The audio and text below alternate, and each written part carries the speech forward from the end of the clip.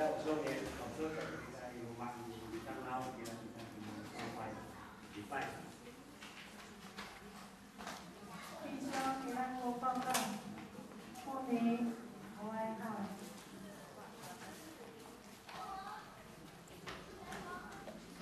平安saya kakak ini Maret na ani ni Tunggu di kaki ko pisau banci